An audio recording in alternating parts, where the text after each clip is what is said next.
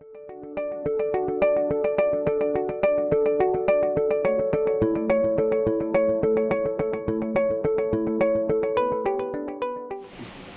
voici la troisième partie actuellement. Donc j'ai mis la partie inférieure du mandrin là. Donc la problématique, c'est qu'il y a les ressorts de compression. Ces ressorts de compression, il y en a 9, donc ils sont assez puissants, impossible de les tenir. Donc on utilise des vis de différents modèles, de chaque 5 mm de différence. Donc on commence avec des grandes vis, plus ou moins inférieures, avec un lot de deux vis, de deux tailles de vis, on arrive à mettre le mandrin complet à l'intérieur. Une fois qu'il est fait, après, si on a bien centré au départ, là on voit qu'on est à 2 microns de centrage.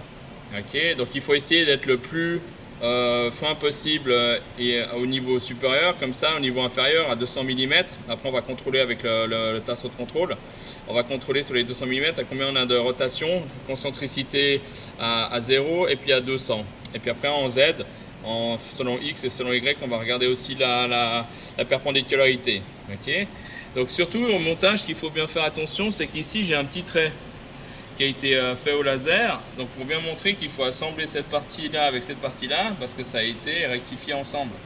Donc là tout est monté correctement, on est à 2 microns, donc on a quelque chose de vraiment parfait à ce niveau là. Donc si on commence avec 2 microns, après on est bon pour la suite. Ce qu'il faut faire aussi attention, c'est quand la plupart, je vois des gens, quand on vient un tasseau, donc il y a des roulements à l'intérieur de cette partie axe C, les personnes ils viennent mettre leurs électrodes sur l'axe C, puis ils commencent à taper dessus, etc. Surtout que chaque fois que vous tapez sur l'axe C, il y a un déplacement, un cisaillement qui va se faire. Et donc il ne faut pas rectifier ces électrodes dessus. Il ne faut pas serrer ces électrodes dessus non plus, parce que soit on va perdre la référence du C au niveau l'axe X, ou soit on va déplacer cette partie-là. Et après on a les problèmes de concentricité, on a des problèmes sur les pièces. Donc on évite de taper nos pièces dans notre mandrin, on évite aussi de les serrer dessus. Comment on va venir dérégler cette partie-là. Elle est juste maintenue avec 4 vis M6 pardon, et avec des rondelles. Donc si on met plus de force qu'on a serré avec nos vis, on va avoir un cisaillement, ça va se déplacer et puis on sera plus concentrique. Okay, donc ça c'est les deux choses. Ne pas taper et ne pas serrer dessus.